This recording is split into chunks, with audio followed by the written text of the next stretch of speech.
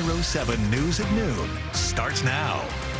Defend SPD, not defund SPD. That was the message from a group of protesters outside City Hall this morning who are supporting the Seattle Police Department.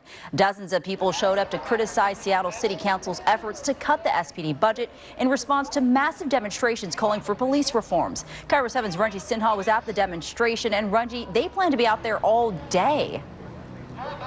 Yeah, and they're going to be out here for a while yet, Tracy. A number of the supporters have set up here in the plaza, which has been the site of many protests.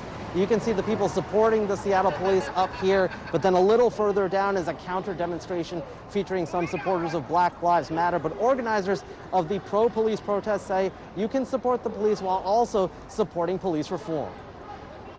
Defend, not defund! These officers are the first in when anything happens. SPD! SPD! Defunding SPD by 50% will greatly jeopardize community safety. Nearly all the people attending this rally say they're concerned but not too afraid to speak up. They were out in support of Seattle police, even as many didn't want to share their last names over concerns they may be stalked or harassed. Show the people of Seattle that we are peaceful. Emily is the spouse of an SPD officer and helped organize this rally. Many people here were called to action when a veto-proof majority of city council showed support to defund SPD by 50%, a move that Officers Guild President Mike Solon says would devastate the police and the city. The first thing to go in a police budget is training. And you, Ranji, you and I both know that training separates good cops from bad.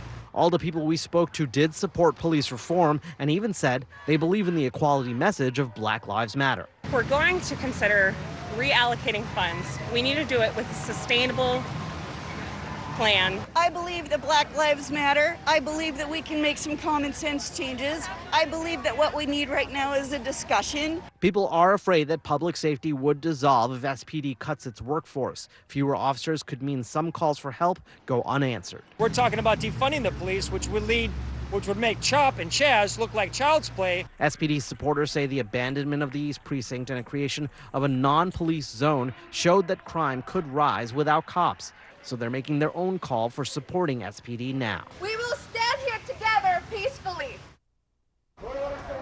Protesters calling for defunding SPD have said that money should be reallocated to community programs and that police budgets have become too bloated. It is something the city council is going to have to tackle, but the people supporting SPD say if you're going to support the police and protect the city and make reforms, it means keeping the budget intact.